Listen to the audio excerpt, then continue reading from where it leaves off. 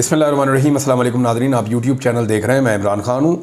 पाकिस्तान तहरीक-ए-इंसाफ़ के साबिक़ बानी चेयरमैन और साबिक़ वज़ीर-ए-आज़म इमरान ख़ान साहब, उन्होंने एक मरतबा फिर तस्दीक की है अपने बयान की। ये बयान उनका बहुत इम्पॉर्टेंट है, जिसमें उन्होंने ये कहा था इससे पहले कि GHQ के बाहर एहतजाज के लिए उन्होंने कॉल दी थी, लेकिन फिर इमरान ख़ान साहब की पार्टी ने इसकी तरदीद की। बाद में जेल से एक स्टेटमेंट भी आया, उसके अंदर भी जो बयान था वो इससे मुख्तलिफ था, लेकिन चंद सहाफ़ियों ने रब्ता किया, उन्होंने कहा जी इमरान खान साहब ने ऐसा कहा था। अभी दोबारा से ख़बरों के अंदर ये चीज़ छपी है, क्योंकि सहाफ़ियों की मुलाकात हुई इमरान खान साहब से अडियाला जेल में, और वहाँ पे गैर रस्मी गुफ्तगू हुई तो इमरान खान साहब अपने बयान पर डट गए। अब इमरान खान साहब ने क्या कहा, यानी ये ख़बरें हमें जेल से ही आ रही हैं, बराह रास्त तो हमारी किसी की रसाई है नहीं इमरान खान साहब तक।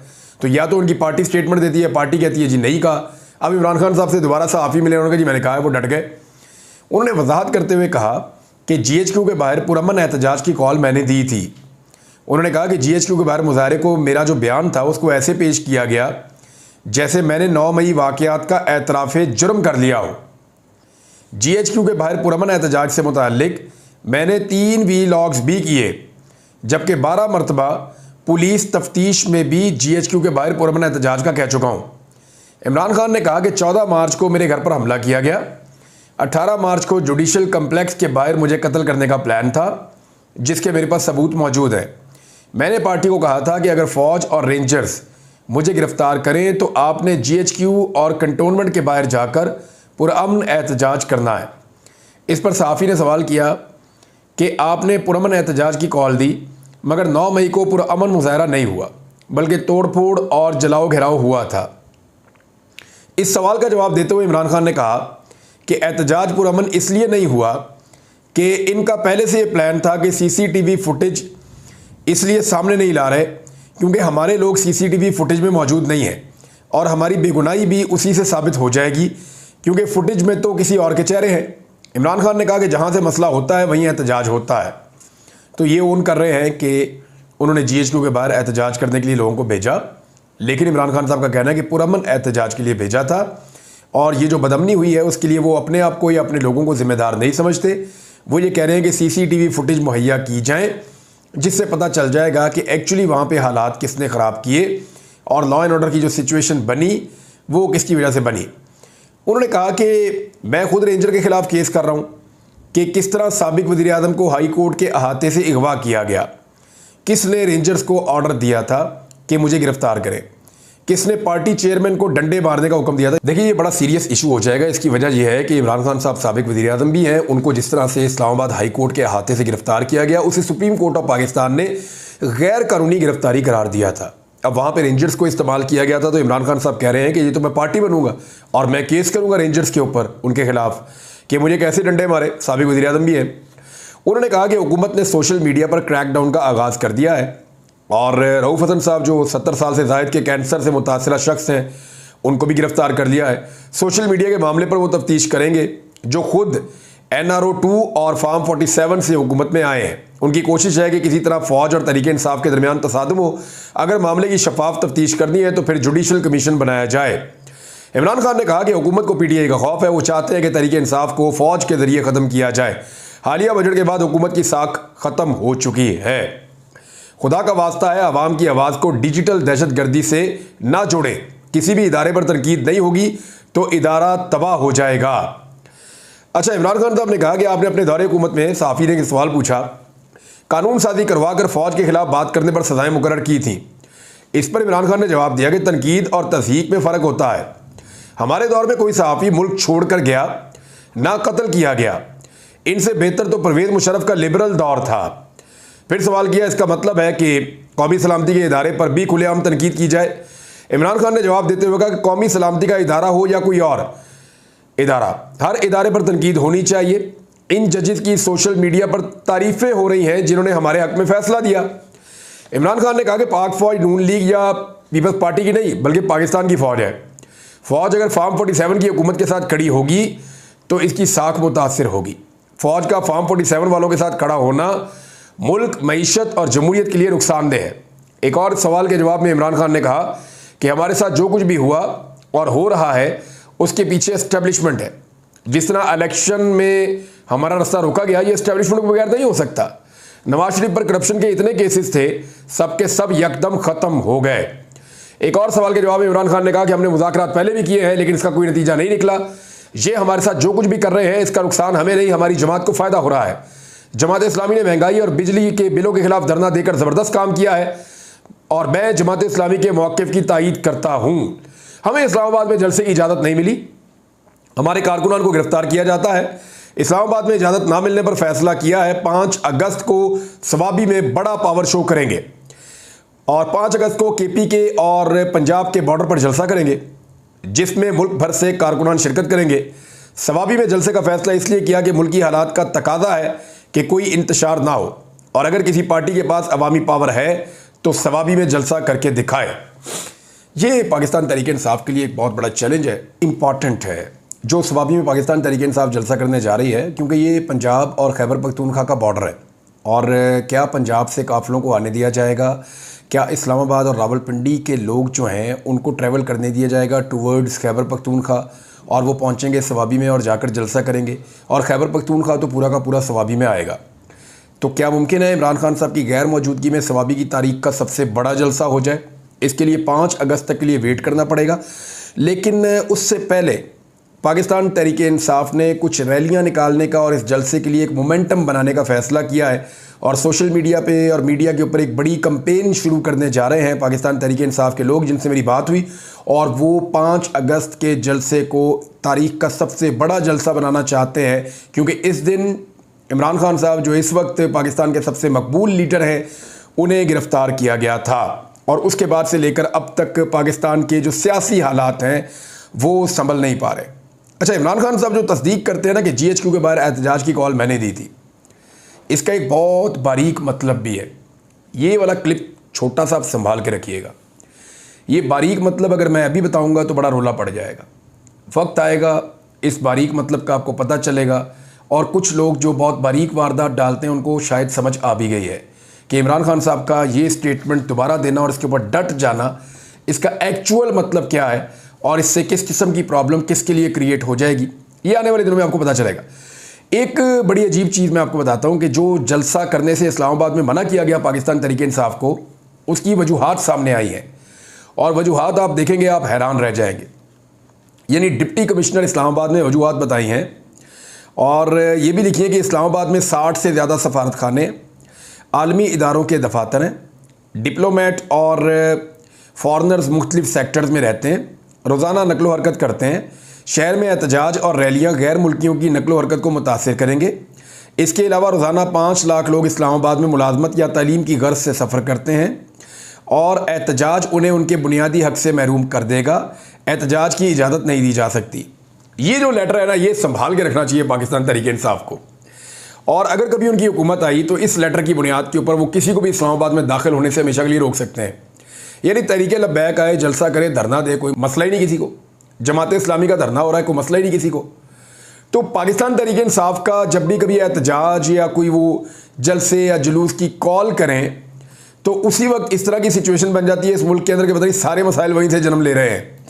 तो पाकिस्तान तहरीक इंसाफ ने एक पैंतरा खेला है कि वो अब स्वाबी के अंदर जलसा करेंगे, देखते हैं वो क्या कर पाते हैं वहाँ पे और कितना बड़ा जलसा करते हैं। वजूहात मैंने आपको बता दी। हाफिज़ नईमुर रहमान साहब ने एक स्टेटमेंट दिया है जमात इस्लामी की, क्योंकि धरने की बात हो रही थी और वहाँ पे रावलपिंडी में बारिश भी बहुत हुई है। तो उनका ये कहना है कि हमारे पास ऑप्शंस कम है, हुकूमत के पास हमारे मुतालबात मानने के अलावा उनके पास भी कोई ऑप्शन नहीं है और बात मानने में जितनी देर करेंगी हुक्मरानों को उतना नुकसान होगा। हो सकता है मैं मुल्क भर के शहरों से बिजली के बिल अदा ना करने का ऐलान कर दूँ। यानी सिविल डिसओबीडियंस टाइप का ये होता है। इमरान खान साहब ने भी एक दिन स्टेज से कहा था कि बिजली के बिल जमा ना करवाओ। बिजली के बिल को लोगों ने आग लगा दी थी कि ज़्यादा बिल आ गए और अब तो बहुत ही ज़्यादा बिल आ गए, लोग वैसे ही जमा नहीं करवा पा रहे। तो हाफिज़ नईमुर रहमान साहब ने लोगों के दिल की बात तो कर दी है, लेकिन इससे हुकूमत के ऊपर कितना बड़ा इम्पैक्ट पड़ेगा अभी सिर्फ उन्होंने धमकी लगाई है कि मैं ये कर सकता हूँ। वो करते हैं या नहीं करते ये बाद में पता चलेगा। लेकिन एक बड़ी खबर जो मैंने आपसे वादा किया था पिछले व्लॉग में आपको बताऊँगा, कुछ अदाद शुमार आपके सामने रखने लगा हूँ। इन पर सिर्फ आप गौर कीजिएगा और उसके बाद आपको पता चलेगा कि कितनी बड़ी वारदात है जो इस मुल्क के लोगों के साथ डाली जा रही है। हम ना बड़े सादे लोग हैं, हमें पता ही नहीं चलता हमें कौन चूना लगा के चला जाता है। इस वक्त जो आपके वजीर खजाना है, इससे पहले हम उनको जानते भी नहीं थे, हमें नहीं पता था ये कौन है। शहबाज शरीफ कौन है हमें आइडिया ही नहीं था, ये तो लाके बैठा दिया गया उनको। यानी कभी उनकी कोई कारकर्दगी थी नहीं, वो तो वज़ीर आला पंजाब थे और वज़ीर आला के तौर पे आपको सिर्फ पैसे खर्च करने पड़ते हैं, पैसे कमाने पड़ते हैं वफाकी हुकूमत को। जो जब से वो फेडरल गवर्नमेंट में आए वो एक्सपोज हो गए, कोई पैसा वो कमा नहीं पा रहे। पाकिस्तान को कहाँ से कहाँ पहुँचा दिया उन्होंने, पाकिस्तान की मईशत का भट्टा बैठा दिया है शहबाज शरीफ साहब ने। इससे पहले जो कसरें निकाल दी थी नवाज शरीफ साहब ने, जिस तरह के उन्होंने प्लांट लगा दिए थे, पावर प्लांट, जो IPPs नवाज शरीफ साहब ने 2015 में लगाए ना अपने भाई के साथ मिलके, उन्होंने पाकिस्तान की कमर तोड़ी है। उससे पहले जरदारी साहब ने लगाए, राजा रेंटल कहा करते थे PMLN वाले राजा परवेज अशरफ साहब को, और उससे पहले परवेज मुशर्रफ साहब के दौर में। ये जितने पावर प्लांट लगे हैं, अगर इमरान खान साहब इनको फिक्स ना करते डॉलर रेट को, तो आज बिजली की कीमत जितनी अब हम दे रहे हैं इससे दुगनी हम दे रहे होते। यानी हमें आज जो पड़ रहा है कैपेसिटी पेमेंट में, जो IPPs को हम पैसा दे रहे हैं, वो 2100 अरब रुपए हैं, 2100 अरब रुपए, इतना पैसा हम दे रहे हैं। 2100 अरब रुपए ये हम दे रहे हैं IPPs को। ये दुगना पैसा हमें देना पड़ता और हमें जो बिल आते वो भी डबल आते। ये हालत हो जाती पाकिस्तानियों की। लेकिन इमरान खान साहब ने क्योंकि उस वक्त इसको डॉलर में फिक्स किया था, तो उसकी वजह से आपकी बचत हो गई है। जो लोग इमरान खान पे तनकीद कर रहे हैं, ज़रा निकाल के डॉक्यूमेंट पढ़ लें। अब मैं आपको ये बताता हूँ कि एक्चुअली IPPs और पाकिस्तान की मईशत में गेम क्या हो रहा है, इसको ज़रा आप समझ लीजिए। जो IPPs को हम पैसा दे रहे हैं ना, वो है 2100 अरब रुपए, 2100 अरब रुपए। अगर इन पैसों को आप डॉलर्स के अंदर कन्वर्ट करें कि ये डॉलर कितने बनते हैं, तो ये बनते हैं 7.6 अरब डॉलर से ज़्यादा, 7.6 अरब डॉलर से ज़्यादा। ये एक साल में हम IPPs को दे रहे हैं। 7.6 अरब डॉलर से ज़्यादा पैसा हम एक साल में IPPs को दे रहे हैं। ये कैपेसिटी पेमेंट हमें लूट रही है, ये उनकी जेबों में जा रहे हैं। 40 खानदान हैं, कुछ और गैर मुल्की हैं, कुछ यहाँ से हैं, कुछ इदारे हैं, वो सब मिलके जो है वो खा पी रहे हैं। 7.6 अरब डॉलर एक साल में। और IMF के साथ जो हमने मुआहदा किया ना, मिन्नतें करके, तरले करके, कभी इधर जाके कभी उधर जाके, अवाम की कमर तोड़ के, महंगाई का तूफान बर्पा करके जो IMF के साथ हमने मुआहदा किया ना, वो मुआहदा क्या है? उस मुआहदे के तहत पाकिस्तान को 37 महीनों में जो 7 अरब अमरीकी डॉलर्स हैं, उनके फंड्स अरेंजमेंट मिलेंगे। यानी 7 अरब डॉलर है 37 महीने के अंदर, 3 साल से ज़्यादा अरसा, और सिर्फ 7 अरब डॉलर्स, जिसके लिए पाकिस्तान ने सारे पापड़ बेले हैं। यानी 3 साल से ज़्यादा अरसे में IMF देगा 7 अरब डॉलर, और हम देंगे हर साल 7.6 अरब डॉलर IPPs को। कैपेसिटी पेमेंट्स जा रही हैं जनाब, ये पाकिस्तानियों की जेब पे डाका डाला जा रहा है हर साल। ये पैसा कितना होता है ज़रा इसका मैं आपको बता देता हूँ। यानी IMF से आपने 1 अरब डॉलर लेना होता है ना, सऊदी अरब से आपने 1 अरब डॉलर लेना होता है, तो आप कितने चक्कर लगाते हैं, कितनी मिन्नतें करते हैं। 1 अरब डॉलर रखवा दें हमारे बैंक में, 2 अरब डॉलर रखवा दें हमारे बैंक में, तो फिर जाके आपको बड़ी मुश्किल से वो पैसा रखवाते हैं। फिर आप कहते हैं जी थोड़ा सा टाइम और दे दें वापस कर देंगे, थोड़ा और टाइम दे दें वापस कर देंगे। ये आप उन्हें कहते रहते हैं 1 अरब डॉलर के लिए, और 7.6 अरब डॉलर्स आप IPPs को दे रहे हैं। तो दुनिया क्यों ना आपके ऊपर हंसे और आपका मजाक उड़ाए कि ये आपके क्या शौक हैं जी। मुल्क आपका गरीब है, पैसे आप हमसे मांग रहे हैं, और आप IPPs लगाए हुए हैं आपने वो वाले के। यानी ये तो उस गरीब आदमी की हालत हो गई कि जिसकी जेब में फूटी कौड़ी नहीं है, पेट में दाना नहीं है, बच्चों को खाना नहीं खिला सकता, लेकिन जनाब ब्रांडेड कपड़े पहन के उसने चश्मा लगा के बाहर फिरना है। चाहे पेट में जो उसके भूख हो, बीमारी हो, घर के अंदर हालत बुरी हो, किराया ना दिया हो घर का, लेकिन मैंने चौड़े होके फिरना है कलफला सूट पहन के। ये पाकिस्तान के अल्ले तल्ले हैं जिन पे अब दुनिया पाकिस्तान का मजाक उड़ा रही है, और पाकिस्तान को पैसे भी नहीं दे रही। जब बाहर से पैसा नहीं मिलता तो पाकिस्तानी अंदर से पैसा लेते हैं लोकल बैंकों से। ये स्टेट बैंक ऑफ पाकिस्तान का डाटा है जो अब मैं आपको देने लगा हूँ। स्टेट बैंक ऑफ पाकिस्तान के डाटा के मुताबिक ये 4-5 अखबारात में खबर छपी हुई, मैंने द ट्रिब्यून से पढ़ी है, ANI से पढ़ी है, कुछ और अखबारात में छपी है।